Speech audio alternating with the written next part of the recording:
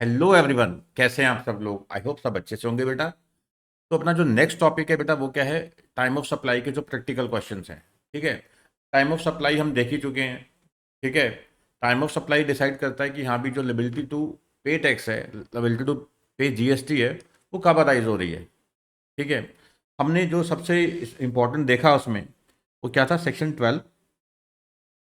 ठीक है, एक सेकेंड, सेक्शन 12 पे हमने फोकस किया। ठीक है, और क्या था उसमें बेटा, सेक्शन 13। 12 में क्या था, time of supply, time of supply in the case of goods. ठीक है, और सेक्शन 13 किसका था, time of supply in the case of services. ठीक है, ये तो चलो हमें पता ही है कि टाइम ऑफ सप्लाई का मतलब क्या है। ठीक है, कि टाइम ऑफ सप्लाई टाइम है, ठीक है, जिससे डिसाइड होता है कि लिबिलिटी टू पे टैक्स कब अराइज हो रही है। ठीक है, सबसे पहले मैंने जो क्वेश्चन किया है वो किसके डाले हैं। ठीक है, जो time of supply in the case of goods है। ठीक है, आपके इसमें क्वेश्चंस कवर किए हुए हैं इंपॉर्टेंट काफ़ी। ठीक है, जो आपके एमक्यूपी के पेपर हैं, मॉडल क्वेश्चन पेपर के क्वेश्चंस हैं, सॉरी। ठीक है, और दूसरा जो सजेस्टेड आंसर्स हैं आपके वो सब कवर हैं इसमें। ठीक है, चलिए जो भी एग्जाम में आए हैं अब तक वो सब कवर्ड हैं इसमें। तो पहले हम किस पे फोकस करेंगे, time of supply in the case of goods. अब आपको याद होगा अगर हम सेक्शन 12 की बात करें, ठीक है, तो वहाँ पे था टाइम ऑफ, दो तरह के चार्जेस थे आपको याद होगा। एक था फॉरवर्ड चार्ज मैकेनिज्म और दूसरा था रिवर्स चार्ज मैकेनिज्म। अब time of supply in the case of forward charge mechanism में आपको याद है, अगर नहीं याद तो पहले पढ़ लो, सेक्शन 12 एंड 13 अच्छे से पढ़ लो, उसके बाद ही क्वेश्चन करने हैं। ठीक है, होप पढ़ लिया होगा आपने। तो फॉरवर्ड चार्ज मैकेनिज्म की हम बात करें, ठीक है, तो उसमें क्या था, इसमें हमने पेमेंट नहीं देखनी, एडवांस कुछ आया या पेमेंट आई है वो इग्नोर कर देनी है। पेमेंट का कोई इसमें रोल नहीं है when you decide time of supply in the case of goods, in the case of forward charge mechanism. ठीक है, तो यहाँ पे क्या देखना है हमें, एक तो हमें देखना है कि date of issue of invoice. Simple क्या देखना है, date of issue of invoice. ठीक है, अगर टाइम पे इशू कर दिया गया है इनवाइस, अगर टाइम पे इनवाइस इशू कर दिया गया है तो क्या देखेंगे, सिर्फ date of issue of invoice. ठीक है, अगर टाइम पे इनवाइस इशू नहीं किया गया फिर आपको याद होगा the last day on which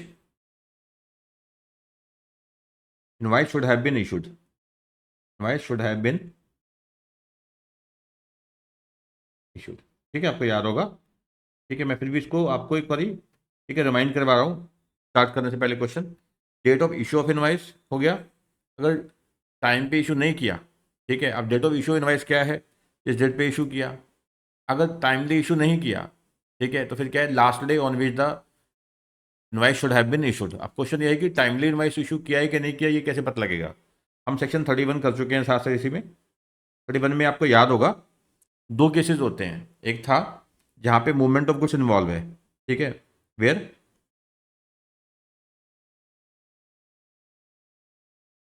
movement of goods is involve, यहाँ पे क्या है, movement of goods is involve. तो वहाँ पे आपको याद होगा इनवाइस का भी इशू होना चाहिए। ठीक है, ऑन और बिफोर, ऑन और बिफोर रिमूवल ऑफ गुड्स। ठीक है, ऑन और बिफोर रिमूवल ऑफ गुड्स। और जहाँ पे मूवमेंट इन्वॉल्व नहीं है, where movement of goods is not involve.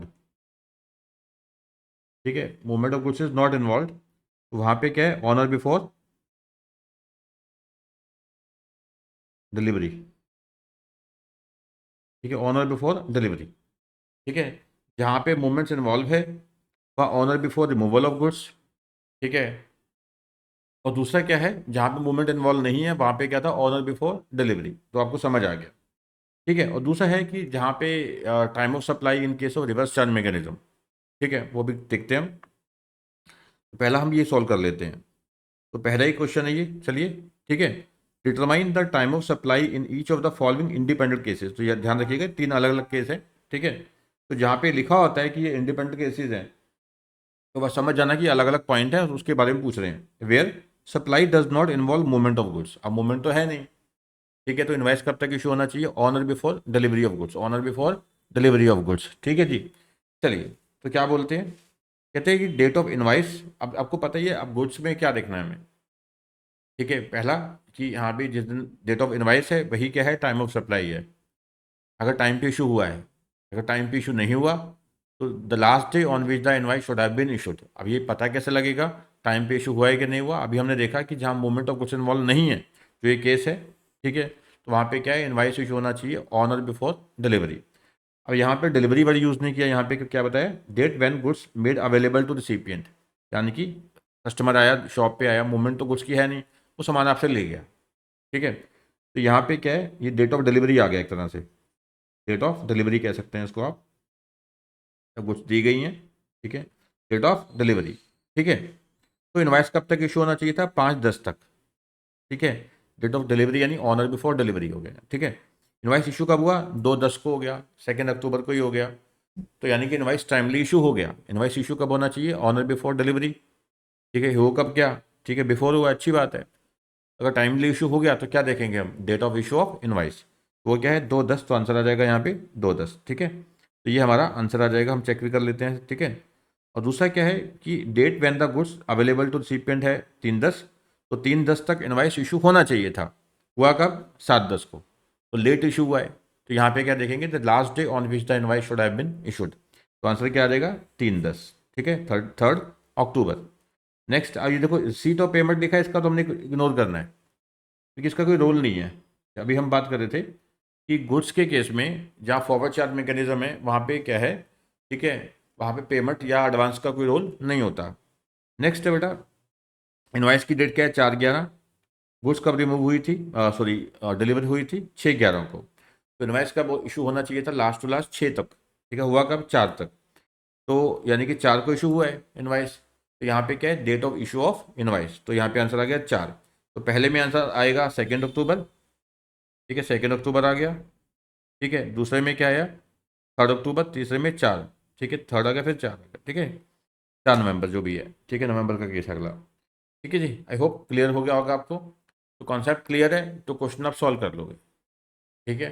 तो मैं आपको समझाई जा रहा हूँ, कॉन्सेप्चुअल क्लैरिटी करता जाऊँगा, जो हम पहले कर चुके हैं उसके बाद भी, ठीक है, प्रिविजन को हम जैसे एक बार माइंड में डिस्कस करते जाएंगे, ठीक है, डिस्कस करते जाएंगे ताकि आपके माइंड में वो चीज़ें दोबारा आ जाएं, ठीक है। नेक्स्ट है बेटा, डिटरमाइन द, जो कई बच्चे होते हैं बहुत एज जो होते हैं 45, 50, 55 वाले भी कर रहे होते हैं, मैं ऐसे पढ़ाते पढ़ाते बोल देता हूँ, ठीक है बेटा, ठीक है, तो गुस्सा मत माना करो, ठीक है, वो भाई है मेरे। Determine the time of supply for the purpose of payment of tax in the following independent cases as per the provisions of CGST, ठीक है। तो यहाँ पे भी क्या पूछा है, टाइम ऑफ सप्लाई पूछी है। एक तो ध्यान रखा करो कि जब टाइम ऑफ सप्लाई आप करते हो क्वेश्चन, तो देखा करो गुड्स है या सर्विस है, दो चीज़ों का ध्यान रखा करो, गुड्स है या सर्विस है, और फिर जो मैकेनिज्म कौन सा है, फॉरवर्ड चार्ज मैकेनिज्म है या रिवर्स चार्ज मैकेनिज्म है, इन दो बातों का अच्छे से ध्यान रखा करो, ठीक है। तो यहाँ क्या कहते हैं, पलक लिमिटेड सेल्स गुड्स, तो गुड्स का केस है यहाँ पे, ठीक है। तो Sita limited on 15 October 2022, the invoice for the same is issued on 17 October 2022, payment जो मिली है 5 अक्टूबर को है, ठीक है, ये अलग केस है, ठीक है, ये अलग है, ये गुड्स का केस है, अगला सर्विस का है, वो टोटली डिफरेंट हो गया। तो there are 2 cases in this question, both are independent cases, ठीक है, तो हमें इसका देखना है पहले। तो देखो पहली बात तो है सेल द गुड्स ऑन 15 अक्टूबर, यानी कि यहाँ पे डिलीवरी यानी कि 15 अक्टूबर को हुई है, ठीक है, इनवाइस दिया हुआ है, तो यहाँ पे 3 डेट्स दी हुई हैं, एक डिलीवरी की डेट है जो सेल की है, यानी इसको मान लेंगे डिलीवरी है ये, ठीक है, 15 अक्टूबर हो गया, फिर इनवाइस है, ठीक है, 17 अक्टूबर, फिर पेमेंट है, पेमेंट तो हमने देखनी नहीं, चलो छोड़ दो इसको, पेमेंट है इसको इग्नोर कर दो। अब हमने देखना क्या है कि जो इनवाइस है वही date of issue of invoice है, वही क्या है, टाइम ऑफ सप्लाई, ठीक है। अगर टाइम पे इशू हुआ है तो चेक करते हैं टाइम पे इशू हुआ है कि नहीं हुआ। डेट ऑफ डिलीवरी क्या है, 15 अक्टूबर, तो इनवाइस कब तक इशू होना चाहिए, the last day on which the invoice should have been issued, मतलब 15 अक्टूबर तक, हुआ कब है, 17 अक्टूबर, तो 17 तो आएगी नहीं, तो कौन सी डेट आ जाएगी, 15 October, the last day on which the invoice should have been issued, तो पहले का आंसर क्या आएगा, 15 अक्टूबर आ जाएगा। ठीक है, तो पहले का क्या आ गया 15 अक्टूबर। अब जो प्रोविज़न मैं बोल रहा हूँ वही लिखी है, ये सारी बात रिपीट की हुई हैं। ठीक है, तो date of time of supply क्या है, date of issue of invoice और the last day on which the invoice should have been issued whichever is earlier कह सकते हैं आप। ठीक है, तो ये सारी बातें वही लिखी हैं। ठीक है, और इनवाइस बताया कब तक इशू होना चाहिए। अगर मूवमेंट ऑफ गुड्स है इन्वॉल्व है तो on or before removal of goods.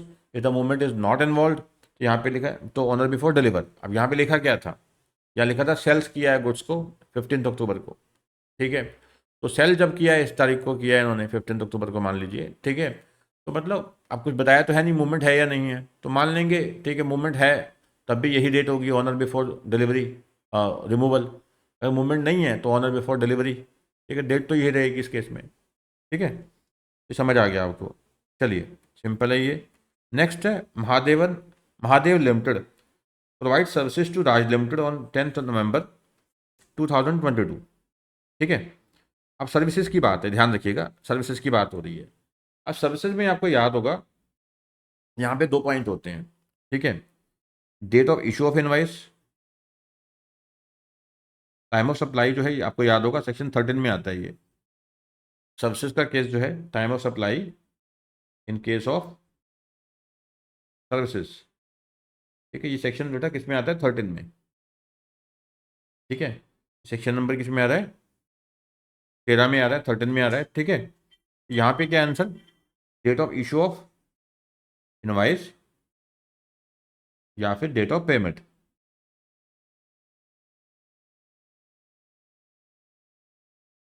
Which ever is earlier, दोनों में से क्या है जो अर्लियर है।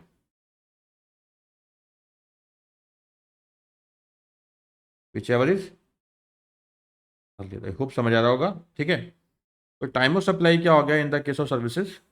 ठीक है, date of issue of invoice या फिर क्या है date of payment whichever is earlier, whichever is earlier. ठीक है, अब एक चीज़ का ध्यान रखना, ये इनवाइस का कब इशू होना चाहिए। ठीक है, इनवाइस कब इशू होना चाहिए, जब ये ठीक है सर्विसेज दी गई हैं। ठीक है, उसके 30 दिन के अंदर, within 30 days.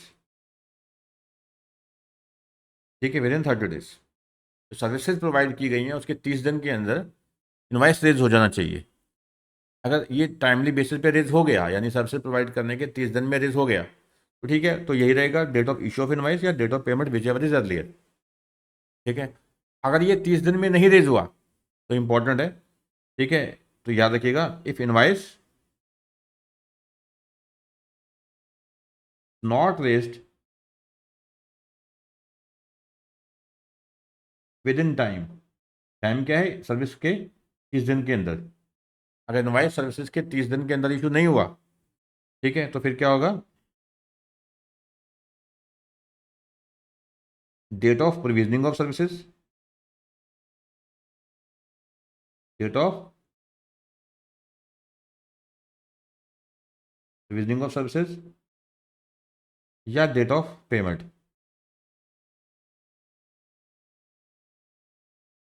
Which ever is earlier.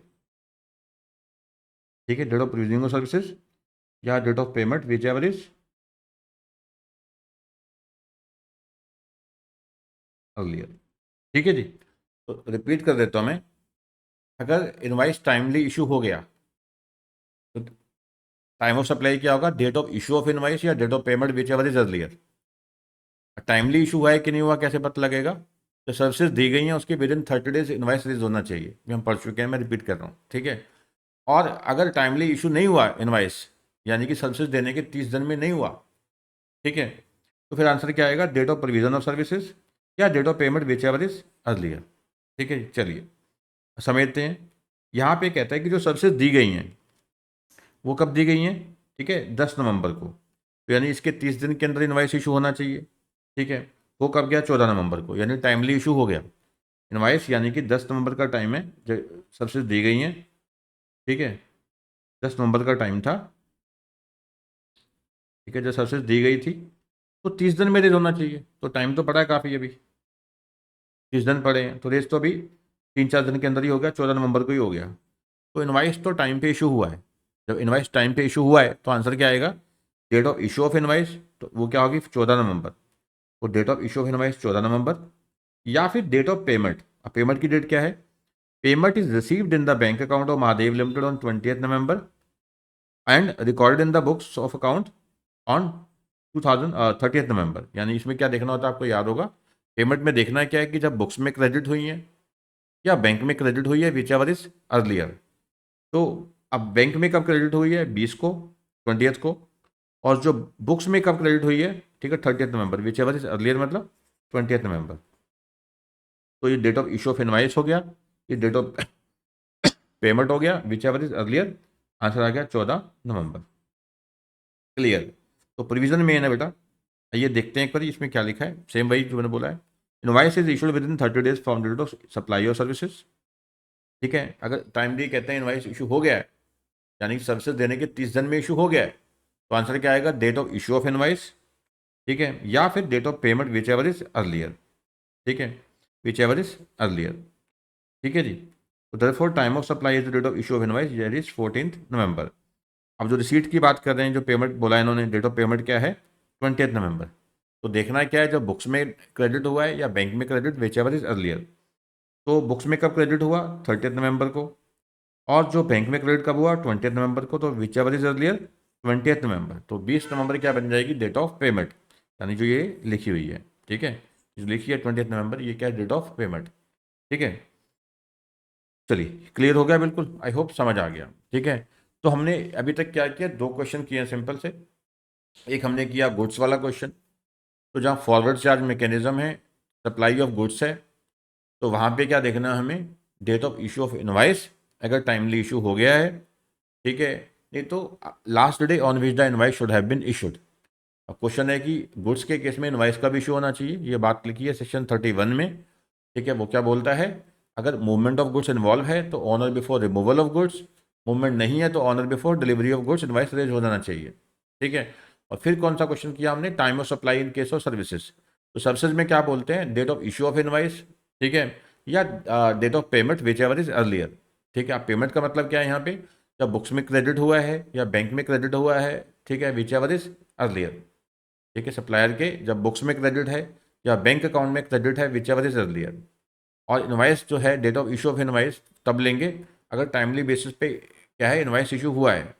ठीक है, अगर नहीं हुआ टाइमली बेसिस पे तो क्या लेंगे, date of provisioning of services. ठीक है, अब इनवाइस टाइम पे इशू हुआ है कि नहीं हुआ, पता कैसे लगेगा, जब डेट जो सर्विसेज दी गई हैं उस डेट से 30 दिन के अंदर, within 30 days invoice issue होना चाहिए। नहीं हुआ तो फिर date of provision of services या time date of payment whichever is earlier. ठीक है ना, तो आई होप समझ आ रहा होगा आपको। चलते हैं आगे। नेक्स्ट है संभव Shopee registered under GST in the state of Punjab enters into a contract for supply of television worth rupees 50,000 with प्रयास ट्रेडर ऑन 10th October 2024। ठीक है, तो ये इनका एग्रीमेंट हुआ है कब, 10 अक्टूबर को इनका आपस में एग्रीमेंट हुआ है कि संभव जो है वो प्रयास को क्या करेगा, प्रयास ट्रेडर को सप्लाई करेगा 5 लाख रुपए के टेलीविजन की। अब 15 अक्टूबर को क्या हुआ, 15 अक्टूबर को such goods are removed from godown. अब आपको पता है यहाँ पे रिमूवल ऑफ गुड्स है, तो इनवाइस कब रेज होना चाहिए, on or before removal of goods. ठीक है, 15 अक्टूबर तक हो जाना चाहिए। तो on 15 October 2024 such goods are remove from godown of Sambhav shoppe for delivery to Prayas trader. Invoice जो इशू है 16th को हुआ है, तो गलत हुआ, आपको समझ आ ही रहा है। तो 15 अक्टूबर को क्या है, रिमूवल ऑफ गुड्स।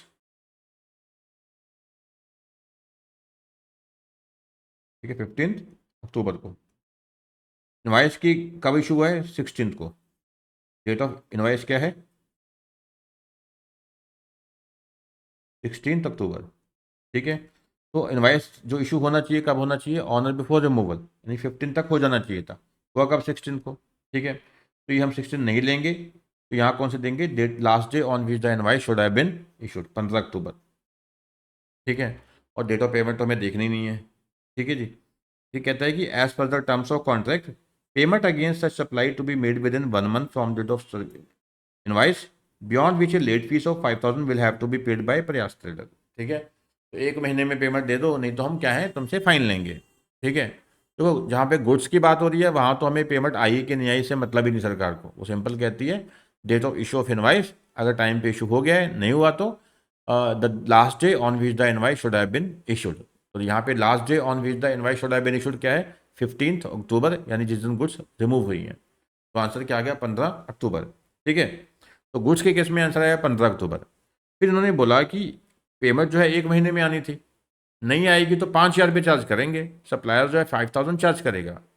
अब ये 5,000 भी क्या है, उसकी एक रिसीट है। ठीक है, तो इसके ऊपर भी क्या लगना है, जीएसटी। आपको याद होगा इसमें भी क्या है, जहाँ पे आप कोई लेट फीस चार्ज करते हो, पेनल्टी चार्ज करते हो, तो वहाँ पे टाइम ऑफ सप्लाई क्या होता है, जिस दिन ये पैसा रिकवर हो गया है। ठीक है, तो determine the time of supply for the purposes of payment of tax in respect of the entire amount. अब एंटायर अमाउंट क्या है, दो अमाउंट है, एक 5 लाख की है, ये तो गुड्स की है, छोड़ो इसको, तो देखनी नहीं पेमेंट कब आई है। और जो लेट फीस है 5,000 की, ये कब मिली है उसको, ठीक है, पेमेंट हुई है इसकी 30 नवंबर 2024। तो दो आंसर आ गए हमारे गुड्स के रिगार्डिंग। तो आंसर क्या आ गया हमारा 15 अक्टूबर। ठीक है, 15 अक्टूबर, यानी कि last day on which the invoice should have been issued.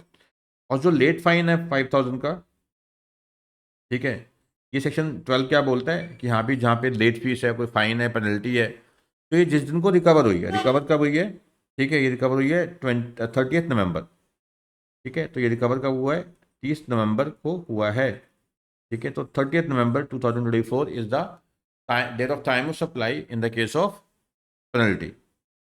ठीक है, चलिए, तो अभी 5 लाख वाला केस है। ठीक है, यहाँ देखना है क्या है, date of issue of invoice 16 अक्टूबर, या last day on which the invoice should have been issued whichever is earlier, यानी कि टाइम पे इशू नहीं हुआ तो फिर जो लास्ट डे था उस दिन तो हम क्या मान लेंगे। ठीक है, यानी 15 अक्टूबर यहाँ क्या बन गया हमारा, time of supply in case of goods बन गया। अब जो 5,000 की पेनल्टी है, तो जिस दिन रियलाइज हुआ, रियलाइज कब हुआ, 30 नवंबर को। ठीक है, 30 नवंबर को। ठीक है जी, सब लिखा है सही। अब देखो एक एक अक्षर तो मैं पढ़ूंगा नहीं, अब कॉन्सेप्ट क्लियर कर दिया, सॉल्व करके बता दिया, अभी इसका आंसर ये बनेगा कॉन्सेप्ट। ठीक है, रीड तो आप कम से कम कर सकते हो। ठीक है, the time of supply to the extent in relates to in addition to the in the value और supply by way of interest, late fee और penalty for delayed payment of any consideration shall be the date on which the supplier receive such addition in value. ठीक है, तो जहाँ पे क्या है, कोई इंटरेस्ट है, लेट फीस है, पेनल्टी फॉर डिलेड पेमेंट है, तो वहाँ पे वो लास्ट डे जिस दिन ये क्या है कि सप्लायर को पेमेंट मिल जाती है, लास्ट डे जिस दिन ये सप्लायर को पेमेंट रिसीव हो जाती है, उसे हम क्या मानेंगे, टाइम ऑफ सप्लाई। तो 30 नवंबर क्या है, टाइम ऑफ सप्लाई आ गया। ठीक है जी, सिंपल सिंपल क्वेश्चन है सारे ऐसे। मेन वही सेक्शन 12 13 के जो प्रोविजन है उस पर आपने फोकस करना है। ठीक है, अभी भी समझ नहीं आ रहा तो प्रोविजन अच्छे से देख लो। प्रोविजन मैं पहले अच्छे से करवा चुका हूँ, फिर मैं यहाँ पे भी करवा रहा हूँ साथ साथ क्वेश्चन के साथ। पहले स्टार्टिंग में करवा दिया, फिर रिवाइज आपको रिमाइंड भी करा रहा हूँ साथ साथ। ठीक है, नेक्स्ट है determine the time of supply in the following cases assuming that GST on goods is payable under reverse charge mechanism. अब बड़ा अच्छा क्वेश्चन है, गुड्स का क्वेश्चन है। ठीक है, बट आरसीएम के तहत। ठीक है, तो आपको याद होगा ये सेक्शन 12 का ही पार्ट है, सेक्शन 12 का पार्ट है। ठीक है, time of supply in case of goods है, उसके केस कौन सा है, आरसीएम का, रिवर्स चार्ज मैकेनिज्म का। तो यहाँ पे आपको याद होगा 3 डेट्स हैं, तीनों में से जो विच एवर इज अर्लियर है उसे हम क्या मानेंगे, टाइम ऑफ सप्लाई। वो 3 डेट्स कौन सी हैं, पहली डेट ऑफ पेमेंट, ठीक है, दूसरी date of receipt of goods, जिस दिन गुड्स रिसीट हुई हैं, ठीक है, रिसिपियंट को, क्योंकि यहाँ तो टैक्स ही कौन दे रहा है, में रिसिपियंट, तो हमने सारा पॉइंट देखना है किसकी तरफ से है, रिसिपियंट की ओर से। Date of receipt of goods लिखना था, ऑफ गुड्स, या फिर तो याद होगा जिस दिन इनवाइस इशू किया है उसके 30 डेज के बाद जो दिन आता है, जिस दिन इनवाइस इशू हुआ है उसके 30 दिन के बाद जो दिन आता है, यानी 31वां दिन हो गया। सिंपल बोले तो 31st डे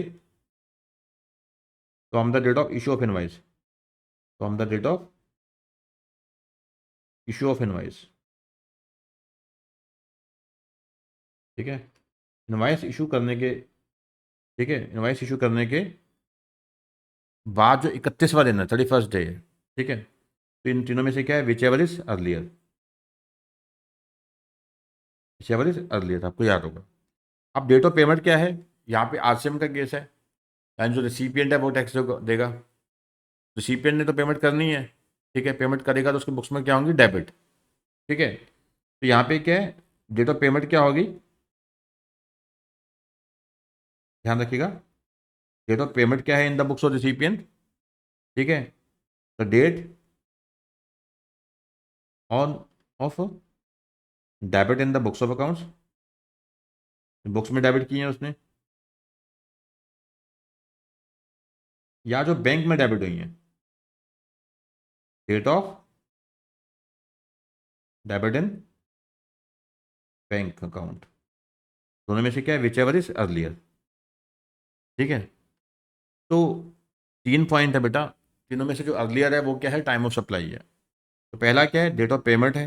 पेमेंट का मतलब क्या है, अब ये रिसिपिएंट है तो पेमेंट करनी है, इसने गुड्स का रिसिपिएंट है।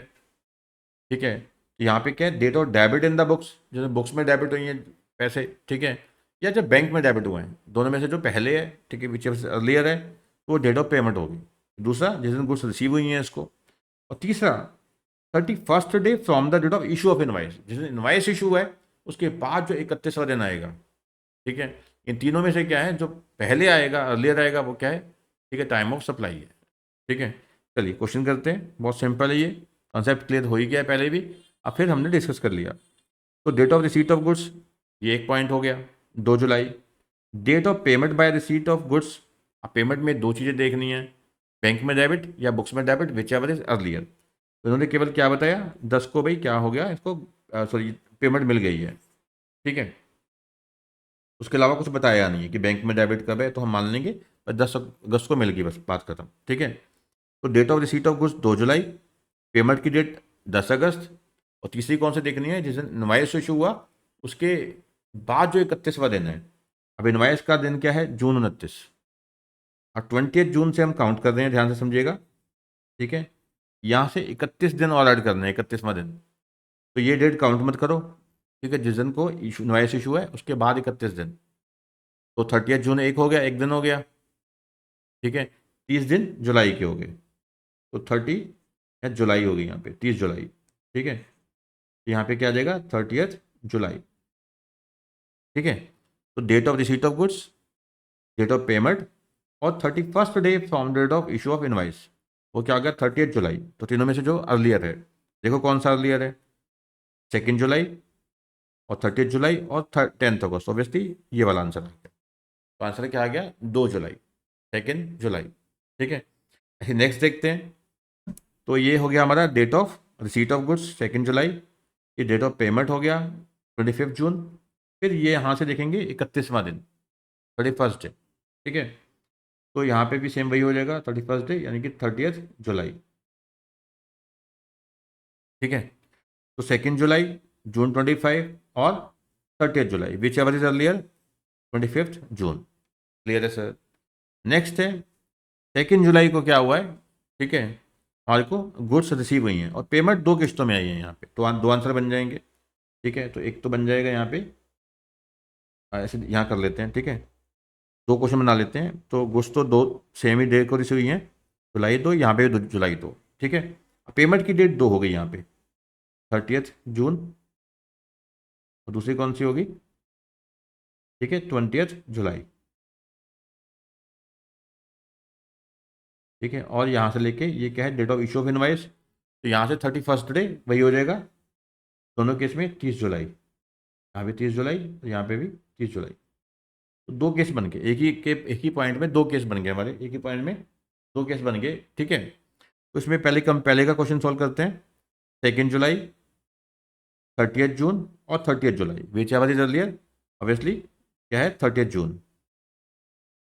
यहाँ पे आंसर क्या आएगा, पार्ट पेमेंट जो पहले आई है 30 जून, और दूसरे का 2 जुलाई, 20 जुलाई और 30 जुलाई, तो आंसर क्या है इसमें से, 2 जुलाई, ये आंसर आ गया। ठीक है, नेक्स्ट है, जुलाई 6 को क्या हुआ है, हमारे को गुड्स रिसीव हुई हैं। अब पेमेंट कहता है जो बुक्स में, अब देखो यहाँ पे वो पेमेंट का बता दिया, ये बुक्स में और बैंक में कब हुआ है। बुक्स में एंटर की गई है 22 जून को, 28 जून को, और बैंक में डेबिट कब हुई है, ठीक है, ठीक है, 26 जून को। तो पेमेंट में क्या देखते हैं, जो बुक्स में डेबिट और बैंक में debit, whichever is earlier, तो अर्लियर क्या हो गया यहाँ पे, 26 जून। ठीक है, और ये क्या है, यहाँ से जून 1 है तो यहाँ से 30 दिन काउंट कर लेंगे, तो 29th डे हमारे जून के हो गए और एक 2 दिन आगे, ठीक है, 2 जुलाई हो गया यहाँ पे। ठीक है जी। चलिए, तो 6 जुलाई और 26 जून और 2 जुलाई, तो आंसर क्या आ जाएगा? 26 जून। क्लियर है सर? ठीक है। फिर नेक्स्ट आया 2 जुलाई है, पेमेंट जो बुक्स में एंटर है 30th को है, बैंक में है June 26, तो आंसर यहाँ पे क्या आएगा? June 26। ठीक है, 26 जून लिख देते हैं, ठीक है ऐसे। तो चलिए फिर यहाँ से ऐसे ही काउंट करेंगे, June 29 से लेके अपना एक दिन हो गया, फिर 30 आगे हो गए, ठीक है, 30th जुलाई हो गया। तो 2 जुलाई, 26 जून और 30th जुलाई, आंसर क्या आएगा? 26 जून। ठीक है जी। फिर है 2 अगस्त, अगस्त 10 और June 29 से यहाँ कितना आ जाएगा? वही 31st डे बाद जो दिन आएगा 30th जुलाई। तो 2 अगस्त, अगस्त 10, 30th जुलाई, तो आंसर क्या आएगा? 30th जुलाई। ठीक है। तो मतलब प्रोविजन है बेटा, प्रोविजन है, उसको ध्यान से समझिए, सॉल्व कीजिए बस। ठीक है, प्रोविजन दिमाग में नहीं बैठी, प्रोविजन दोबारा से पढ़िए, दोबारा से समझिए, सुनिए ध्यान से। तो आरसीएम में गुड्स में क्या होता है? जिस दिन गुड्स रिसीव हुई हैं, जिस दिन गुड्स रिसीव हुई हैं, या फिर जिस दिन बैंक में डेबिट है, या फिर जिस दिन पेमेंट की डेट है। पेमेंट में क्या देखेंगे? बैंक में डेबिट या बुक्स में debit, whichever is earlier. और थर्ड क्या है हमारा? इनवॉइस इशू होने के बाद जो 31st डे आएगा। ठीक है। तो आंसर को मैच करते हैं हम। पहले का आंसर क्या आया हमारा? ठीक है, पहले का आंसर क्या निकाला था हमने? सेकेंड, मैंने राउंड कर दिए थे जो आंसर थे, 2 जुलाई, तो मैच करते हैं। पहले का आंसर क्या है? 2 जुलाई। ठीक है, टाइम ऑफ सप्लाई क्या है? 2 जुलाई, आंसर ठीक है हमारा। दूसरे का June 25 चेक कर लेते हैं। ठीक है, सेकंड का June 25 बिल्कुल सही है हमारा। ठीक है। थर्ड का क्या आंसर निकाला था हमने? ठीक है, ये निकाला था हमने, तो राउंड ही कर दिया दो जगह पे। ठीक है, एक एक हो गया हमारा, जुलाई सेकंड था यहाँ पे। अच्छा, दो क्वेश्चन थे, सॉरी। ठीक है, दो क्वेश्चन थे हमारे। एक हमारा था ये वाला, हाँ, पहले वाले में हमने आंसर निकाला है, एक सेकंड, मिक्स कर दिया मैंने। जुलाई सेकंड था यहाँ पे, और 30th जून था, और 30th जुलाई था। तो विच एवर इज अर्लियर था इसमें? 30th जून। ठीक है, इसमें था 30th जून, पहले आ गया था। ठीक है, पार्ट वन का क्या बन गया था हमारा? 30th जून। ठीक है, जून हो गया था। ठीक है, सेकंड का तो मैच कर लिया हमने, June 25। ठीक है, हाँ हो गया था। ठीक है, और दूसरे का क्या है? थर्ड का सेकंड पार्ट का था July 2, या 20th जुलाई या 30th जुलाई। अर्लियर क्या हो गया हमारा? 2 जुलाई। ठीक है, ये बिल्कुल सही है। ठीक है, तो दोनों पार्ट हो गए हमारे। फर्स्ट पार्ट का 30th जून निकल रहा है, और सेकंड पार्ट का 2 जुलाई। ठीक है, और फोर्थ पार्ट का क्या बनना है हमारा आंसर? 26 जून। फोर्थ का देखते हैं हम, 26 जून। ठीक है, बिल्कुल ये राउंड कर दिया था हमने, सही है। और नेक्स्ट का क्या है हमारा? ठीक है, ये निकल के आया था हमारा आंसर इसमें, July 2। ठीक है, 26 जून और 30th जुलाई। ठीक है, और 30th जुलाई, ये आंसर आ गया था 26 जून। फिफ्थ का 26 जून आ गया था हमारा। ठीक है, ये आ गया। ठीक है, और सिक्स का क्या निकला है हमारा? July 30, ये भी देख लेते हैं। सिक्स का July 30। ठीक है, ये बिल्कुल, ये दो दो डेट अगस्त की थी, फिर जुलाई की जो अर्लियर है वो 30th जुलाई। ठीक है, तो क्लियर है, तो समझ गए कहानी को? कहानी बिल्कुल सिंपल है। कहानी ये है कि प्रोविज़न को ध्यान में रखो और फिर सॉल्व करो, बड़े आराम से सॉल्व होता है। पहले प्रोविज़न लिख दो एक बार, प्रोविज़न जो है अपने, ठीक है, पास लिख लो कि आरसीएम का केस है, तो आंसर क्या है इसमें? ठीक है, time of supply in the case of goods जो है, in the case of RCM reverse charge mechanism में टाइम ऑफ सप्लाई क्या है? Date of receipt of goods या फिर डेट ऑफ पेमेंट। पेमेंट में क्या देखना है? ठीक है, अगर नहीं कुछ दिया तो जो डेट ऑफ पेमेंट दे रखी है उसी को मान लो डेट ऑफ पेमेंट। अगर दे रखा है तो जिस दिन गुड्स अपना बैंक्स में डेबिट है या बुक्स में डेबिट है, विच एवर इज अर्लियर। और फिर जिस दिन इनवाइस इशू हुआ है उसके बाद 31st डे, इनवाइस इशू होने के बाद जो 31st डे आएगा वो, तो तीनों में से विच एवर इज अर्लियर। तो date of payment, date of अपना रिसीट ऑफ गुड्स, और 31st day from the date of issue of invoice, whichever is earlier. ठीक है जी। चलिए बेटा, सिंपल सिंपल क्वेश्चन है। ठीक है, फोकस किस पे है हमारा? तो प्रोविजन है बेटा, उस पर फोकस है हमारा। नेक्स्ट है मैसस अंतिरा, a registered person supplied certain goods to Mr. G, also a registered person. ठीक है, the tax in respect of said goods is liable to be paid on reverse charge basis. ठीक है, तो RCM का case है, same वही question जो भी करके आए हैं, गुड्स हैं। ठीक है, गुड्स का केस है, रिवर्स चार्ज का केस है। ठीक है, तो आंसर क्या है उसी तरीके से निकालना भी हम जो करके आए हैं। ठीक है, तो date of receipt of goods यहाँ लिख लेते हैं जो आंसर आने हैं। ठीक है, 26 नवंबर 2017। ठीक है, यहाँ पे सिंपल लिखते हैं, 17 का ही केस है। 26 November, date on which the payment is made and entered in the books. Books में एंटर कब हुई है 22 को, और बैंक में कब डेबिट हुई है 24/12 को। तो डेट ऑफ पेमेंट क्या बन जाएगी 22/12। ठीक है, तो receipt of goods 26/11, date of payment ना 22/12 की, डेट ऑफ इनवाइस जो है बाय मैसेज अंतिरा सप्लायर 20/11, और date immediately following 30 days from the date of issue of invoice. चलो इन्होंने आंसर ही दे दिया सीधा। ठीक है, कहते हैं कि देखो 20 नवंबर को इनवाइस इशू हुआ है, तो हमने क्या देखना था इनवाइस के बाद जो 31वां दिन आएगा, तो हम कैसे काउंट करते, 20 नवंबर के बाद 31वां दिन कौन सा आता, 10 दिन नवंबर के और 21 दिन दिसंबर के, तो हम निकालते 21 दिसंबर। हम कैलकुलेशन करते, उन लोगों ने ये कैलकुलेशन अपने आप करके दे दी कि कहते हैं कि देखिए जिस दिन इनवाइस इशू हुआ उसके 30 दिन के बाद जो अगला दिन यानी 31वां 31st डे, वो 21 दिसंबर है। नहीं भी दिया होता तो हम आप खुद निकाल लेते। ठीक है, तो यानी कि 21 दिसंबर, तो अर्लियर कौन सा हो गया 26/11, 22/12 और 21/12, विच एवर इज अर्लियर 26/11। ठीक है, तो 26 November is the time of supply. ठीक है, तो आंसर क्या है 26 नवंबर, कहाँ गया आंसर, ये रहा। ठीक है, तो जो मैं बोल रहा हूँ वो ठीक है भाई, पॉइंट्स को यहाँ लिखा है, प्रोविजन को लिख दिया है, उसको सॉल्व किया जा रहा है बता के। ओके है बेटा, यस सर ओके है। नेक्स्ट है, ठीक है देखो सारी बात समझ रहे हैं आप, प्रैक्टिकल कुछ नहीं है, टैक्स लॉ है कुछ भी है, इनकम टैक्स है या जीएसटी है या कस्टम लॉ है, if you know the provisions, ठीक है, you can implement that on practical questions. Practical कुछ ऐसा नहीं कि कुछ अलग ही होते हैं कुछ, और हाँ प्रैक्टिकल की प्रैक्टिस होनी चाहिए, वो हम कर ही रहे हैं। But before going into the practicals you must have the conceptual clarity of the provisions. If you are not clear about that, okay, then don't try to attempt the practicals. First do conceptual clarity, only after that go to the practical questions. ठीक है जी।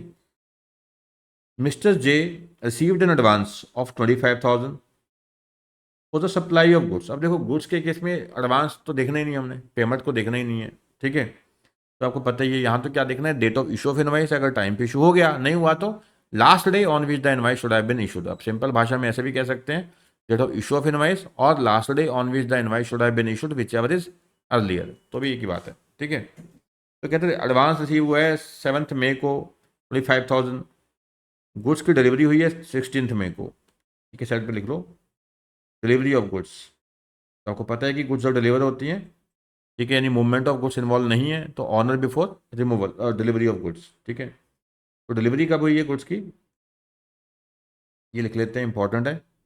ठीक है, 16 मई को, 16 मई को क्या है date of delivery है।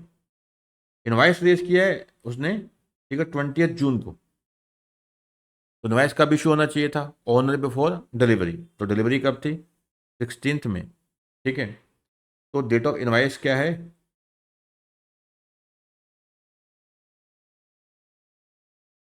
20 जून। ठीक है, तो इनवाइस इशू कब होना चाहिए ऑनर बिफोर डिलीवरी 16 में, तो यानी कि इनवाइस गलत टाइम पे इशू हुआ है, लेट इशू हुआ है।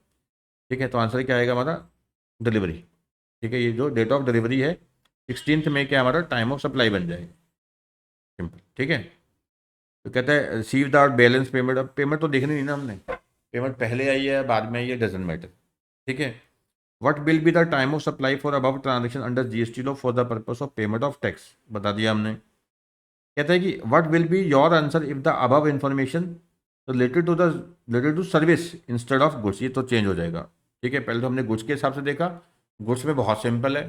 ठीक है, गुड्स में बहुत सिंपल है, सिंपल क्या है सर जी कि हमें क्या देखना है, date of issue of invoice, अगर टाइम पे इशू हुआ है, ठीक है, तो टाइम पे कब इशू होना चाहिए था यहाँ पे, ठीक है 16 मई को, और हुआ कब है 20 जून को, यानी कि टाइम पे इशू नहीं हुआ, तो फिर क्या देखेंगे अपना on or before date of removal. ठीक है, यानी कि ये वाली डेट होगी on or before date of delivery, यानी ठीक है, तो 16 last day on which the invoice should have been issued, वो इनवाइस कब इशू होना चाहिए था ऑनर बिफोर डिलीवरी, यानी कि 16 में। तो आंसर पहले का तो क्या आ गया 16th में, वो देख ही लेते हैं। ठीक है, तो गुड्स की केस में क्या है 16th में। ठीक है, अगर ये सर्विसेज होती, अगर ये सर्विसेज होती, ठीक है, तो सर्विसेज की केस में क्या होता है आपको याद होगा। ठीक है, कि जब हमने सर्विसेज दी हैं उसके 30 दिन के अंदर अगर इनवाइस इशू हो गया, जब सर्विसेज दी हैं उसके 30 डेज में इनवाइस इशू हो गया, तो क्या देखेंगे, डेट ऑफ पेमेंट,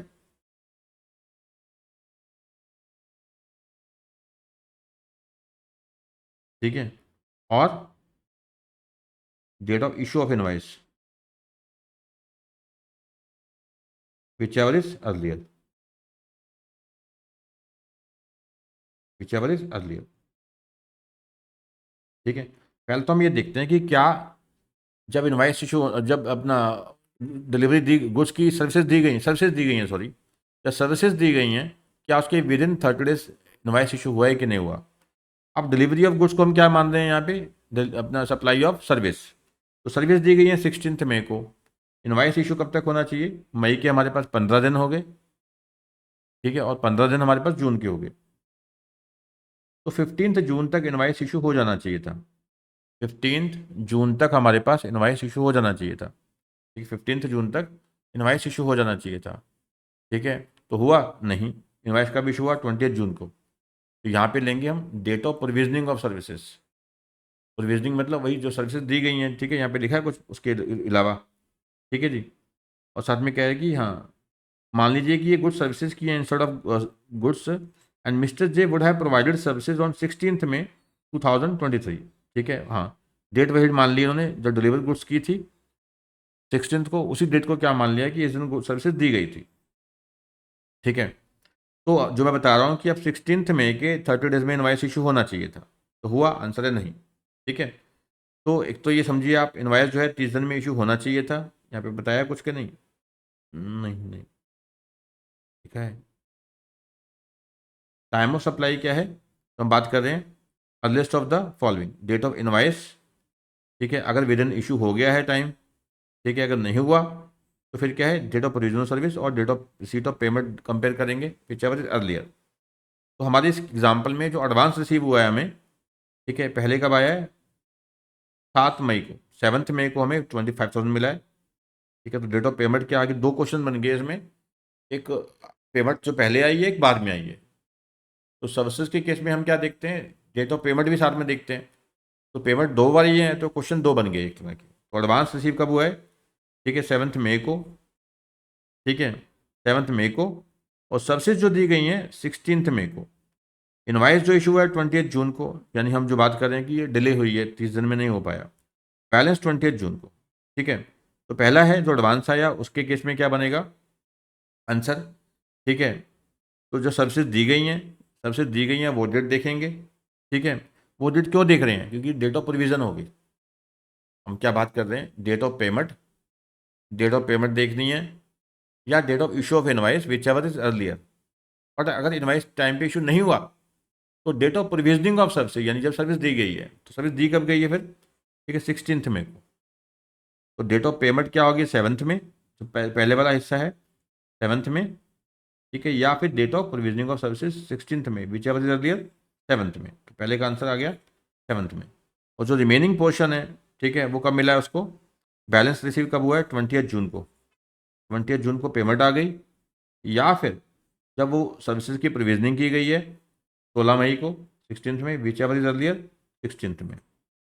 ठीक है, पहले वाले केस में पेमेंट पहले आ गई, दूसरे वाले केस में प्रोविजनिंग ऑफ सर्विसेज पहले होगी। तो आई होप समझ आ रहा होगा।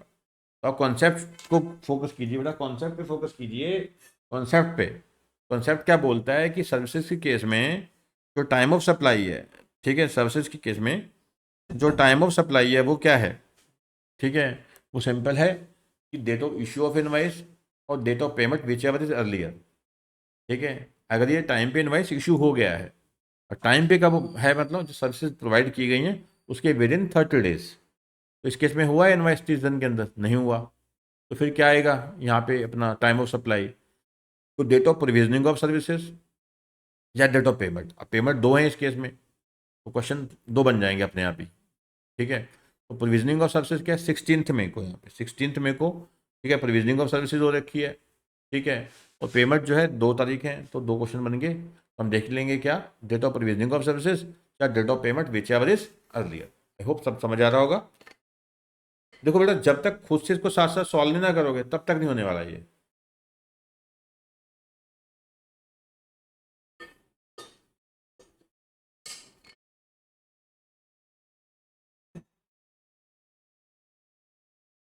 मैं जितना मर्जी करवा लूँ, but until and unless you try to do yourself, ठीक है, you will not be able to solve it later. साथ साथ खुद सॉल्व करो।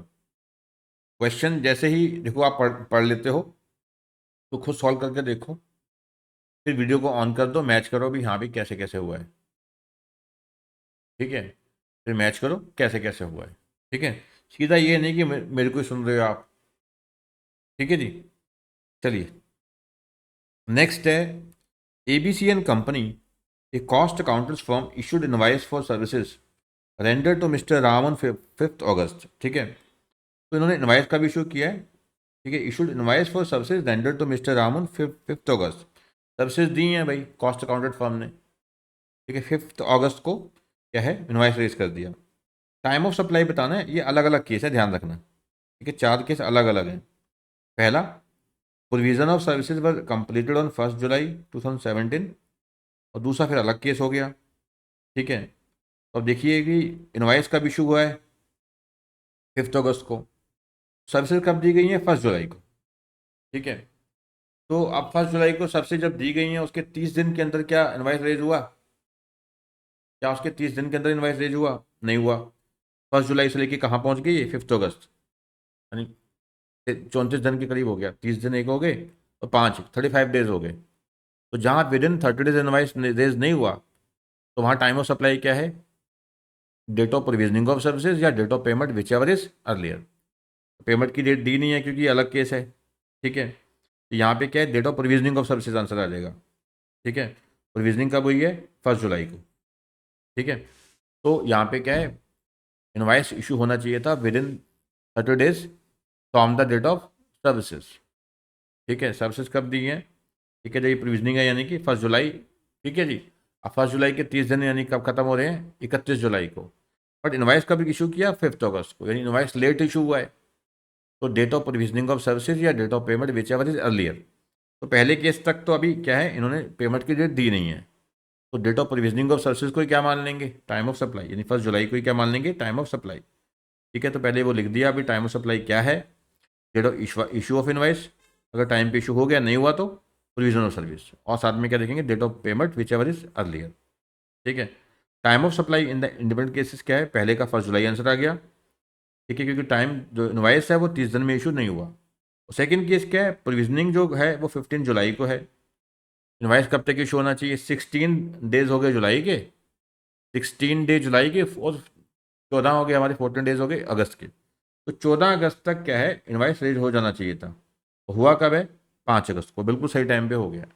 तो टाइम पे अगर हो गया तो date of issue of invoice या date of payment whichever is earlier, payment की डेट दी नहीं, तो यहाँ पे क्या देख लेंगे, date of issue of invoice यानी 5 अगस्त। सेकेंड का आंसर क्या आ गया मेरा, हमारा 5 अगस्त आ गया। ठीक है, नेक्स्ट आ गया हमारा, कहते हैं कि mister Ram made the payment on 3 जुलाई। ठीक है, प्रोविजनिंग अभी की ही नहीं। ठीक है, तो कोई बात नहीं। तो वैसे क्या होता है, हमारा जो इनवाइस है वो इशू कब होना चाहिए, सर्विसेज के 30 दिन के अंदर।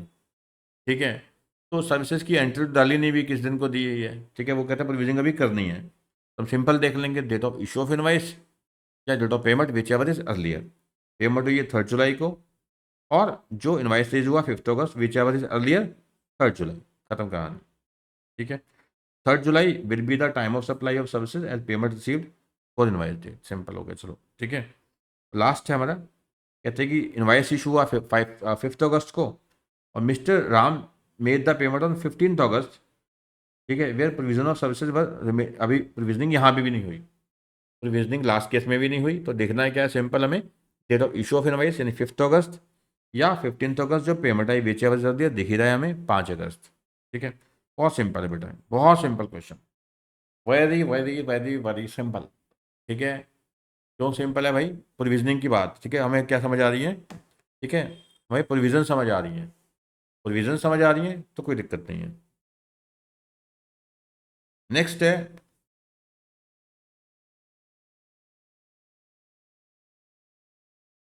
चलिए नेक्स्ट क्या है बेटा, message CDF private limited registered under GST law. ठीक है, पी मतलब प्राइवेट यहाँ पे, अगर ये लिमिटेड होता पब्लिक कंपनी होती तो ब्रैकेट में पी ना लिखते। ठीक है, CDF private limited registered under GST laws at Maharashtra has received some taxable services covered under RCM reverse charge mechanism.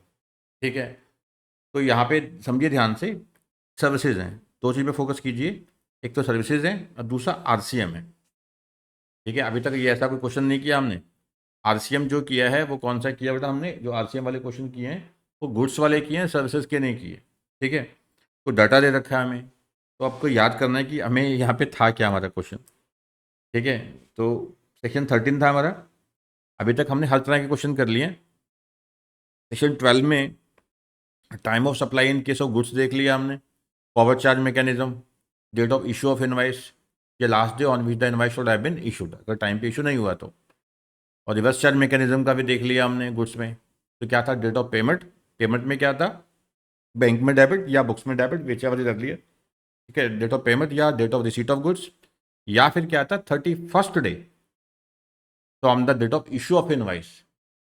ठीक है, यानी कि इनवाइस इशू करने के 30th डे के बाद जो नेक्स्ट दिन आएगा, यानी 31वां दिन हो गया, 31st day from the date of issue of invoice. ठीक है, तो date of payment, date of receipt of goods, या 31st day from the date of issue of invoice whichever is earlier था time of supply in the case of goods के case में, in RCM, under RCM reverse charge mechanism. फिर हम services का देख के आए, फॉरवर्ड चार्ज मैकेनिज्म का, कहते हैं कि अगर टाइमली बेसिस पे इनवाइस इशू हो गया तो date of issue of invoice या फिर date of payment whichever is earlier. अगर इनवाइस टाइम पे इशू नहीं हुआ, अगर इनवाइस टाइम पे इशू नहीं हुआ तो क्या था, date of provisioning of services या फिर date of payment whichever is earlier. अब लास्ट हमारा रह गया था रिवर्स चार्ज मैकेनिज्म का केस। ठीक है, सर्विसेज के केस में। ठीक है, तो यहाँ हम डिस्कस करना है time of supply in case of RCM। ठीक है, अंडर सर्विसेज। ठीक है, सर्विसेज की सप्लाई हुई है, मैकेनिज्म RCM का है, यहाँ पे क्या है, डेट ऑफ पेमेंट, पेमेंट। ठीक है, यानी देखो अब रिसिपिएंट ने टैक्स पे करना है, तो डेट ऑफ पेमेंट भी किसकी देख रहे हैं, रिसिपिएंट की बुक्स में देख रहे हैं। रिसिपिएंट ने तो पेमेंट करनी है भाई, जो गुड्स रिसीव कर रहा है, जो सर्विसेज रिसीव कर रहा है, सॉरी। ठीक है, जो सर्विसेज रिसीव कर रहा है तो भुगतान करेगा, तो जब पेमेंट इसके बुक्स में डेबिट होंगी या बैंक में डेबिट होंगी, विच एवर इज अर्लियर, वही सेम कंसेप्ट। या फिर क्या है 31st डे, वहाँ पे क्या था 31st डे या 61st डे, सॉरी। ठीक है, यहाँ पे क्या है 61st day from the date of issue of invoice. वहाँ पे एक एक्स्ट्रा था date of receipt of goods, वो यहाँ पे नहीं है। यहाँ पे date of receipt of services ऐसा कुछ नहीं है, यहाँ पे डेट ऑफ पेमेंट है या 61st day from the date of issue of invoice. तो दोनों में से सिंपल क्या देख लेंगे हम, अर्लियर। ठीक है, तो सिंपल हो गया डेट ऑफ पेमेंट यानी बुक्स में डेबिट, बैंक में debit, whichever is earlier. और जब इनवाइस इशू हुआ उसके बाद 61वां दिन 61st day, which ever is earlier. चलिए, तो सप्लाई ऑफ सर्विसेज कब हुई हैं, 3 जून को हमने देखना ही नहीं है। ठीक है, इनवाइस कब रेज हुआ ये देखना है, क्योंकि इनवाइस के बाद क्या देखना है 61st डे। तो इनवाइस कब रेज हुआ है 9 जुलाई को, इसके बाद हमें 61st डे 61 दिन 61 डेज काउंट करने हैं। तो जुलाई के कितने दिन बचे हैं, एक एक हो गया और 21 22 दिन। ठीक है, 22 डेज बचे हैं जुलाई के। ठीक है, ये 9th को छोड़ देंगे हम, बचे कितने 22 डेज बचे। ठीक है, जुलाई के बच के 22, देख कितने काउंट करने हैं 61, जुलाई के 22 और 31 हो गए अगस्त के, अब बच कितने गए। ठीक है, 31 + 22 - 61, यानी कि ये हो गया 8 यानी कि जुलाई अगस्त सितंबर, तो हम पहुंच गए 8 सितंबर। ठीक है, तो 61st डे जो बनेगा, 61st day from the date of issue invoice, वो क्या बनता है 8 सितंबर। ये तो समझ आ गया। और दूसरा क्या देखना है, डेट ऑफ पेमेंट। ठीक है, पेमेंट किसकी बुक्स में, जो बंदा रिसीव कर रहा है सर्विसेज, तो यहाँ पे ठीक है, ये सबसे ली किसने है, ठीक है CDF की बात कर रहे हैं हम यहाँ पे। ठीक है, तो पेमेंट डेबिटर जो पेमेंट दे रहा है, यानी कि CDF की बुक्स में कब रिकॉर्ड हुई हैं 7th को, और डेबिट बैंक में कब हुई है CDF की 14 को, विच एवर इज अर्लियर क्या देखेंगे हम, 7 अगस्त। ठीक है, अब ये सप्लायर की जो सर्विसेज सप्लाई कर रहा है उसकी बुक्स में कब हुई है ये, ठीक है, तो ये डेट हमने नहीं देखनी हमारे लिए। हम जो आरसीएम के तहत किसकी बुक्स में देख रहे हैं, रिसिपिएंट ने टैक्स पे करना है, तो हमें सप्लायर की बुक से कोई मतलब नहीं, सप्लायर ने कब ये सारी बुक्स में रिकॉर्ड किया, ठीक है, ये इरेलीवेंट हो जाता है। तो आंसर क्या आ गया, 8 सितंबर और 7 अगस्त, विच एवर इज अर्लियर 7 अगस्त। ठीक है, तो 7 अगस्त आ गया। क्लियर हो गया सर?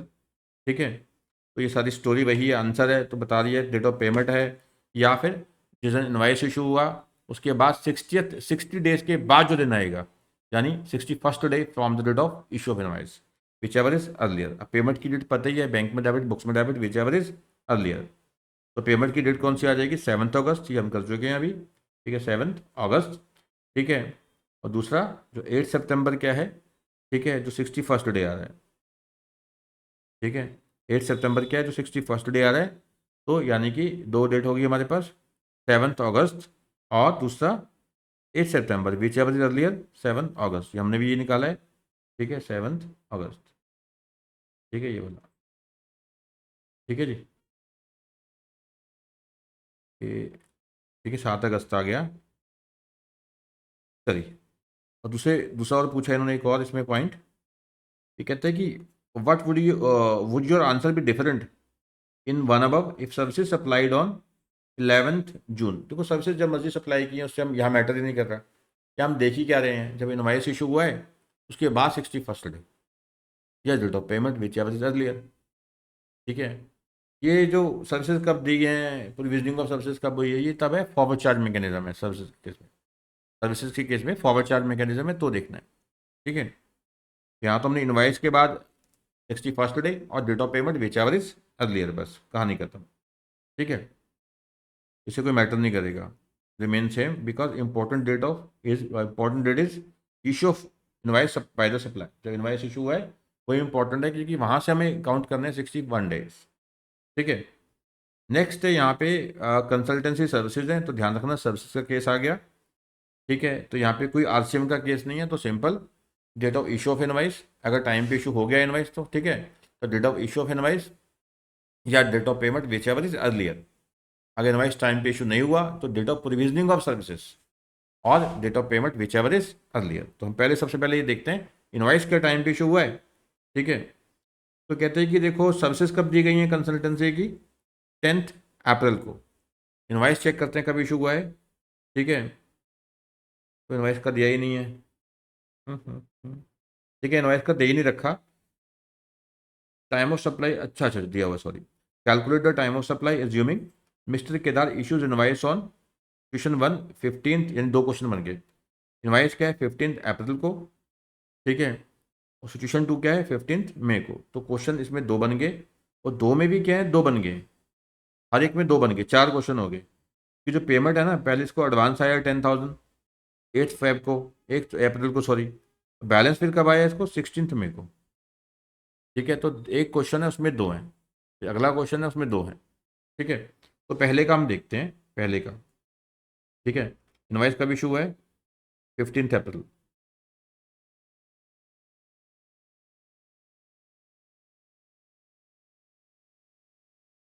ठीक है, डेट ऑफ इशू इनवाइस 15 अप्रैल। ठीक है, ये वाला केस देखते हैं। अब देखो इसमें पहले एक में दो केसेस हैं, उसको समझते हैं। तो हमने देखना क्या है पहले तो ये समझो। ठीक है, date of issue of invoice, ठीक है, वो क्या है 15 अप्रैल। ठीक है, वो देखते हैं कि अगर इनवाइस टाइम पे इशू हुआ है कि नहीं हुआ। और date of provision of services है कब की है, 10 अप्रैल की। इनवाइस कब हो गया 15 अप्रैल, यानी कि 30 दिन में इशू होना चाहिए, विद इन 30 डेज, तो हो गया इशू, बिल्कुल हो गया। ठीक है, तो यहाँ पे एक चीज़ टेंशन तो खत्म होगी कि पहले वाले केस में कि इनवाइस तो टाइम पे इशू हो गया है। यहाँ हमें देखना है क्या है, date of issue of invoice, यानी वो क्या बन गई 15 अप्रैल, या फिर डेट ऑफ पेमेंट। पेमेंट की दो डेट्स हैं यहाँ पे। ठीक है, एक तो पेमेंट आई है 8 अप्रैल को, उसका देखते हैं हम। ठीक है, 8 अप्रैल और 15 अप्रैल, विच एवर अर्लियर 8 अप्रैल। तो पहले का आंसर क्या आ गया 8 अप्रैल, पहले में पहले का आंसर। ठीक है, अब पहले में दूसरे का आंसर देखते हैं। ठीक है, इनवाइस कब रेज हुआ है 15 अप्रैल को, यानी कि डेट ऑफ इशू इनवाइस देखेंगे हम, टाइम पे इशू हो गया क्योंकि, या फिर डेट ऑफ पेमेंट। ठीक है, पेमेंट कब आई है बाकी की, बैलेंस अमाउंट आई है 40,000 की 16 मई को। ठीक है, 16 मई। तो दोनों में से अर्लियर कौन सा है, 15 अप्रैल और 16 मई, तो आंसर क्या आ गया 15 अप्रैल। ठीक है, तो पहले का आंसर 8 अप्रैल और दूसरे का 15 अप्रैल, ये चेक कर लेते हैं। ठीक है, चलिए सिचुएशन 1 दे रखी है पहले तो, इसमें दो आंसर है, एक 8 अप्रैल है, दूसरा 15 अप्रैल। ठीक है, तो टाइम ऑफ सप्लाई जो है 8 अप्रैल एंड टाइम ऑफ सप्लाई दूसरे में 15 अप्रैल। क्लियर है बिल्कुल, अब इसको पढ़ लेना अपने आप, समझा तो मैं रहा ही हूँ आपके साथ साथ। ठीक है, पहले मैं आपको समझा रहा हूँ सारा, फिर पढ़ के दोबारा पढ़ूँ, वो उल्टा कन्फ्यूजन होती है ऐसे। पढ़ खुद से लो। ठीक है, मैं तो क्वेश्चन को आपको पढ़ रहा हूँ और खुद सॉल्व करके दे रहा हूँ। तो आंसर ये तो चलो साथ दिए हैं, अगर मान लो ना दिए होते फिर। ठीक है, तो आंसर तो मैंने साथ में इसलिए दे रखे हैं, चलो भी कुछ चीज़ कमी रह जाती है तो बच्चा खुद से देख लेता है। ठीक है, खुद भी एक बार देख ले अपने आप से अच्छे से। ठीक है, तो क्लियर हो गया। अब दूसरा क्वेश्चन करते हैं इसमें। ठीक है, दूसरा पार्ट क्या आ गया इसमें, तो इसमें है date of issue of invoice change कर दी। इनवाइस कब इशू है 15 मई को। ठीक है, तो 15 मई को यहाँ पे सेकंड केस कौन सा आ गया, इनवाइस की डेट क्या है, चलो यहाँ पे चेंज करते हैं हम। इनवाइस क्या इशू हो रहा है 15 मई। ठीक है, पहले तो ये चेक करो क्या इनवाइस टाइम पे इशू हो गया। ठीक है, सर्विसेज कब दी गई थी 10 अप्रैल को, तो 30 दिन में तो हुआ नहीं। 20 डेज अप्रैल के और 10 डेज मई के, यानी कि 10 मई तक इशू होना चाहिए था। हुआ कब है 15 मई को। ठीक है, तो यहाँ पे हम क्या देखेंगे, ठीक है, प्रोविजनिंग ऑफ सर्विसेज। टाइम पे जब इशू नहीं होता इनवाइस तो हम क्या देखते हैं, date of provisioning of services. अब date of provisioning of services क्या है, ठीक है, ये वाली जो सर्विसेज दी गई है, तो 10 अप्रैल। ठीक है, तो आंसर क्या बन जाएगा 10 अप्रैल, या फिर डेट ऑफ पेमेंट। पेमेंट कब आई है इनकी 8 अप्रैल को। ठीक है, हाफ पेमेंट कब आई है इनकी, कुछ पेमेंट 8 अप्रैल को, बाकी की कब आई है, ठीक है 16 मई को। 8 अप्रैल हो गया। ठीक है, 10 अप्रैल या 8 अप्रैल, दोनों में से अर्लियर कौन सा हो गया 8 अप्रैल। ठीक है, तो और दूसरे का जो सेकंड क्वेश्चन इक्वेशन बन रही है इसमें, ठीक है, date of provisioning of services. ठीक है, या फिर डेट ऑफ पेमेंट। पेमेंट कब आई है दूसरे में 16 मई को, दोनों में से अर्लियर कौन सा हो गया, ठीक है 10 अप्रैल। 8 अप्रैल और 10 अप्रैल। ठीक है, सेकेंड पार्ट में 8 अप्रैल और, ठीक है, टाइम ऑफ सप्लाई 10 अप्रैल। ठीक है जी, 8 अप्रैल और 10 अप्रैल, ये देख लीजिए। ठीक है, 8 अप्रैल और 10 अप्रैल, 8 अप्रैल एंड 10 अप्रैल। ठीक है, समझ आ गया क्वेश्चन, बहुत सिंपल है बेटा। ठीक है, इसमें क्या है कि एक क्वेश्चन है, उसमें फिर ए और बी बना दिया, फिर पेमेंट के कारण वो ए में ही दो क्वेश्चन बन गए, पहले में दो बन गए, दूसरे में दो बन गए। तो एक्चुअल देखा जाए तो ये चार क्वेश्चन थे, एक ही क्वेश्चन में ये चार क्वेश्चन थे। अगर ध्यान से देखोगे तो एक ही क्वेश्चन में बेटा क्या थे, चार क्वेश्चन थे। ठीक है ना, चलिए नेक्स्ट है टी सीरीज म्यूजिक कंपनी। ठीक है, यहाँ से मैं छुपा लेता हूँ कुछ। ठीक है, T series A music company and A registered dealer in India. ठीक है, ये रजिस्टर्ड पर्सन है टी सीरीज म्यूजिक कंपनी। ठीक है, म्यूजिक कंपनी है तो ऑब्वियसली क्या है, ये सप्लायर ऑफ सर्विसेज हो गया। Paid an advance of 5 lakh तो mister Vikas a music composer for the copyright covered under 13 subsection 1 clause A of the Copyright Act 1957 of his original music work on 5th September 2024 through RTGS. It made the balance payment of 2,50,000 on 12th December through RTGS. You are required to determine the time of supply if the Mr. Vikas raised the invoice on 6th October और दूसरे case में 17th December। तो यहाँ पे देखो supplier of services कौन है, mister विकास। ठीक है, तो समझिए यहाँ पे जो टी सीरीज है म्यूजिक कंपनी, ये तो सर्विसेज ले रही हैं म्यूजिक कंपोजर की, तो म्यूजिक कंपोजर ये क्या है, मिस्टर विकास है, इसीलिए मिस्टर विकास यहाँ पे इनवाइस रेज कर रहा है। ठीक है, पहले तो कॉन्सेप्ट को क्लियर कीजिए। यहाँ पे मिस्टर विकास जो है, ठीक है, इनवाइस रेज कर रहा है, सप्लायर है।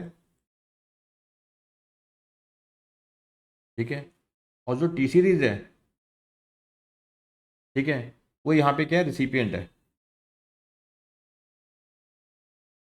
ठीक है, अब ये टी सीरीज क्या है, रिसिपिएंट है, सर्विसेज ले रही है यहाँ पे, ठीक है, उसके लिए पेमेंट कर रही है किसको, मिस्टर विकास को, इसलिए मिस्टर विकास क्या इशू कर रहा है, इनवाइस इशू कर रहा है किसको, ठीक है, टी सीरीज को। अब आपको याद होगा जब हमने सेक्शन 9 किया था चार्ज ऑफ टैक्स का, तो वहाँ पे क्या था, कोई प्रोड्यूसर है, कंपनी है, या ठीक है प्रोड्यूसर कंपनी होती है, प्रोडक्शन कंपनी होती है, तो उसको लोग सर्विसेज देते हैं, सिंगर हो गया, म्यूजिक कंपोजर हो गया, आपको याद होगा, ठीक है। तो यहाँ पे लगता है आरसीएम, रिवर्स चार्ज मैकेनिज्म, यहाँ पे क्या लगता है, आरसीएम, ठीक है। तो यहाँ पे जो सिंगर है या म्यूजिक कंपोजर है वो सरकार को टैक्स नहीं देता, ठीक है। तो यहाँ पे जो टी सीरीज कंपनी वगैरह है ये खुद सरकार को टैक्स दे देती है on the basis of RCM, ठीक है। तो जो सिंगर है वो सरकार को टैक्स जमा नहीं कराता, सिंगर अपनी पेमेंट ले लेता है, ठीक है, मान लो उनको जितने पैसे मिलने हैं मिस्टर विकास को वो ले लेगा अपने। जीएसटी की टेंशन किसके सर पे है, टी सीरीज कंपनी। नॉर्मली क्या होता है, जो सप्लायर है वो रिसिपिएंट से टैक्स लेता है, ठीक है, मान लो 10 लाख है मिस्टर विकास का, वो 10 लाख के ऊपर अपना जीएसटी लगाएगा और इससे लेगा टी सीरीज वालों से, ठीक है, नॉर्मली। बट यहाँ पे क्या है, आरसीएम का केस है, तो यहाँ पे रिसिपिएंट कौन है, टी सीरीज कंपनी, तो टैक्स देने की जिम्मेवारी भी किसकी है, रिसिपिएंट की। तो यहाँ पे याद रखिएगा, तो सेक्शन 13 लग रहा है यहाँ पे, ठीक है, सेक्शन 13 लग गया, time of supply in case of services. साथ में क्या है यहाँ पे, आरसीएम का केस है, रिवर्स चार्ज मैकेनिज्म का। तो हम जो लिबिलिटी निकाल रहे हैं वो इन द बुक्स ऑफ किसकी निकालनी है, टी सीरीज की, ठीक है। तो हम जो ये निकालेंगे लिबिलिटी वगैरह, ठीक है, टाइम ऑफ सप्लाई भी किसकी बुक्स में निकालेंगे, टी सीरीज की, क्योंकि टैक्स उसने देना है, ठीक है। अब आपको पता ही है कि time of supply in the case of services RCM वो भी, तो क्या आता है, ठीक है, अभी हम करके देते डेट ऑफ पेमेंट। पेमेंट का मतलब क्या है, बुक्स में डेबिट या बैंक में डेबिट, ठीक है, विच एवर इज अर्लियर, या फिर 61st day from the date of issue of invoice, whichever is earlier, ठीक है, ये तो क्लियर है। अब पेमेंट की डेट देखते हैं पहले कब है, ठीक है। तो कहते हैं कि उसने एडवांस दिया है 5 लाख का, ठीक है, 5 लाख का एडवांस कब दिया है, ठीक है, ऑन 5 सितंबर। और फिर उसने क्या है कि बैलेंस पेमेंट की है 2.5 लाख की 12 दिसंबर। तो दो क्वेश्चन बन गए, ठीक है। पहले इसको नोट कर लेते हैं, एक 5 सितंबर और एक 12 दिसंबर, ठीक है। डेट ऑफ पेमेंट क्या है, नोट कर लेते हैं पूरा, यहाँ पे एक ना लिख लेते हैं, डेट ऑफ पेमेंट क्या है, 5 सितंबर, और ठीक है। और फिर ये क्या है, पहली पेमेंट है, फर्स्ट पेमेंट हो गई, फर्स्ट पार्ट, और सेकंड पार्ट कितने में दिया, ये डेट ऑफ पेमेंट क्या है, ठीक है, 12 दिसंबर, 12 दिसंबर, ठीक है। तो पार्शल पेमेंट आई 5 सितंबर को, बाकी की 12 दिसंबर को पेमेंट आई है इनकी, ठीक है जी। चलिए आगे बढ़ते हैं। फिर कहते हैं कि जो मिस्टर विकास ने जो इनवाइस रेस किया है, इसमें भी दो क्वेश्चन बन गए, 6 अक्टूबर को किए हैं और 7 दिसंबर, ठीक है। इनवाइस जो है, ठीक है, क्या लिख लेते हैं, डेट ऑफ इनवाइस, ठीक है, क्या है, 6, पहले एक क्वेश्चन कर लेते हैं, 6 अक्टूबर, ठीक है, 6 अक्टूबर, चलिए, ठीक है। तो पहला हम क्वेश्चन करते हैं कि जहाँ पे इनवाइस का इशू हुआ है 6 अक्टूबर को, तो इसके अंदर दो पॉइंट है, ठीक है, पूरी दो हैं इसमें, ठीक है। तो हम इसमें पहला निकालेंगे फर्स्ट पेमेंट के हिसाब से, ठीक है। फर्स्ट पेमेंट के हिसाब से क्या है, पेमेंट कब आई है, लिखना क्या है, डेट ऑफ पेमेंट, या फिर 61st day from the date of issue of invoice. अब पेमेंट में क्या देखते हैं, बैंक में डेबिट या बुक्स में, वो कुछ दिया नहीं हुआ यहाँ पे, ठीक है। बैंक में कब डेबिट है, बुक्स में, वो सीधा आरटीजीएस सीधा खाते में डाल दिया, ठीक है।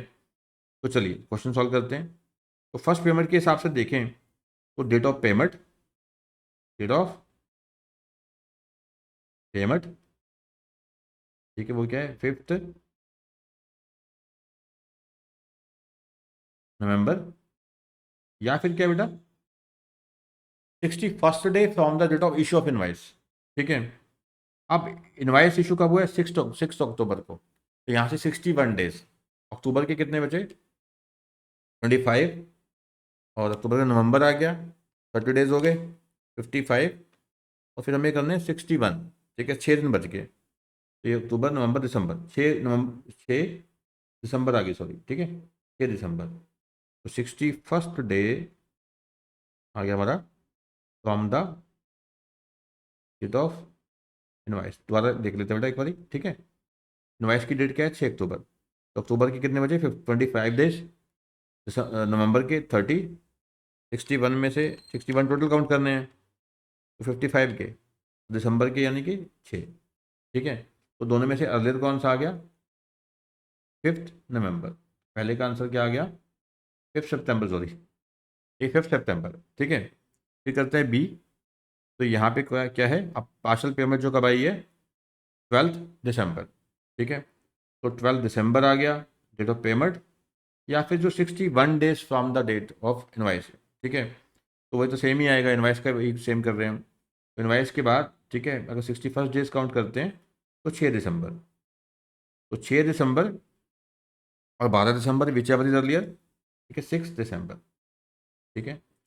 तो क्लियर, तो हम पहले का मिला लेते हैं 5 सितंबर और 6 दिसंबर,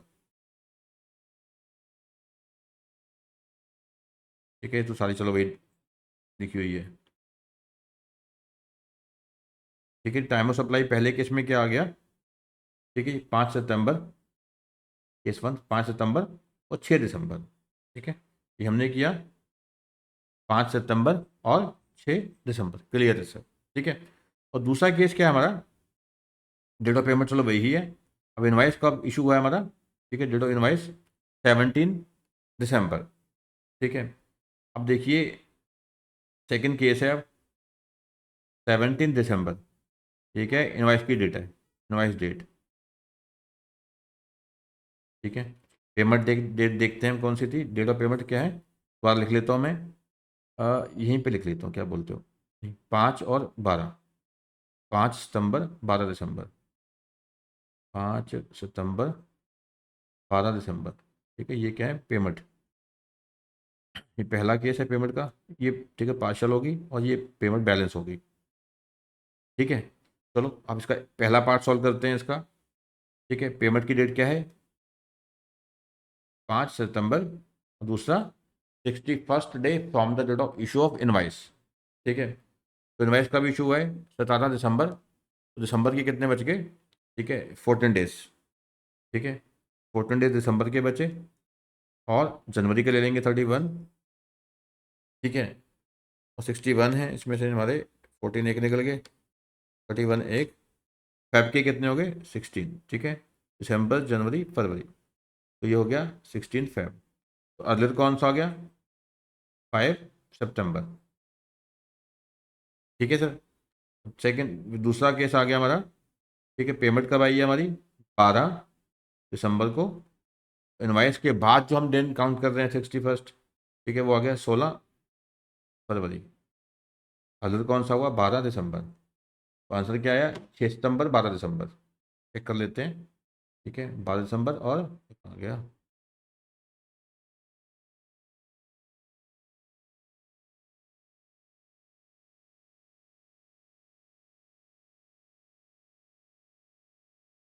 ठीक है 12 दिसंबर, और दूसरे 5 क्या है सितंबर, ठीक है,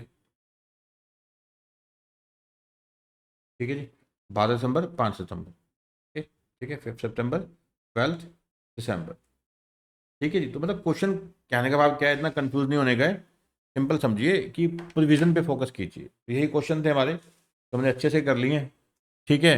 एक एक क्वेश्चन हमने, जो भी आपका मॉडल क्वेश्चन पेपर है, ठीक है, उसमें जो टाइम ऑफ सप्लाई के क्वेश्चन आए, या जो सजेस्टेड आंसर्स आपके अब तक जो एग्जाम में क्वेश्चन आए हैं आपके टाइम ऑफ सप्लाई से, each and every question has been covered thoroughly, ठीक है। तो देखो मेरा जो फोकस हमेशा रहा है ना, और रहता है और रहेगा, that is on conceptual clarity. अब मैं इसी को थोड़े से 5-7 क्वेश्चन को ही 2-2 3-3 घंटे 4-4 घंटे लगा दूँ, ठीक है, मैं आपका टाइम वेस्ट नहीं करता कभी, ठीक है। मेरा फोकस किसके ऊपर है, पहले प्रोविजन की क्लैरिटी, फिर questions. Questions are always based on the practical, questions are always based on the, ठीक है, कॉन्सेप्चुअल क्लैरिटी, यानी कॉन्सेप्चुअल जो प्रोविजंस होती हैं उसके ऊपर होते हैं। ठीक है, आई होप आपके क्वेश्चंस क्लियर हो गए होंगे सारे के सारे। ठीक है, उसके अलावा कोशिश ये करनी है कि हाँ भी स्टडी मैथ के जो क्वेश्चंस हैं वो आपने एक बार फिर अटैम्प्ट करना है खुद से। मेजोरिटी ऑफ द क्वेश्चंस यहाँ कवर हो जाते हैं, मोस्ट ऑफ द क्वेश्चंस। ठीक है, फिर भी मेरा हमेशा ये सजेशन रहता है कि स्टडी मैथ से भी एक बार गो थ्रू आप कर लो। ठीक है बेटा। ठीक है, देखो जितने मर्जी क्वेश्चन सॉल्व कर लो, है तो वही प्रोविजन के बेस पे ही है, बट फिर भी मैं बार बार बोलता हूँ, कई बार क्या होता है कि एज इट इज आ जाता है क्वेश्चन। ठीक है, चलिए बेटा क्लास को वाइंड अप करते हैं, मिलते हैं नेक्स्ट सेशन में। ठीक है, कोई भी आपके डाउट्स होंगे, क्वेरी होंगी, आप मुझसे पूछ सकते हो व्हाट्सएप पे, लाइव सेशन में, जैसे भी हमारा होता है सिस्टम। ठीक है, थैंक यू।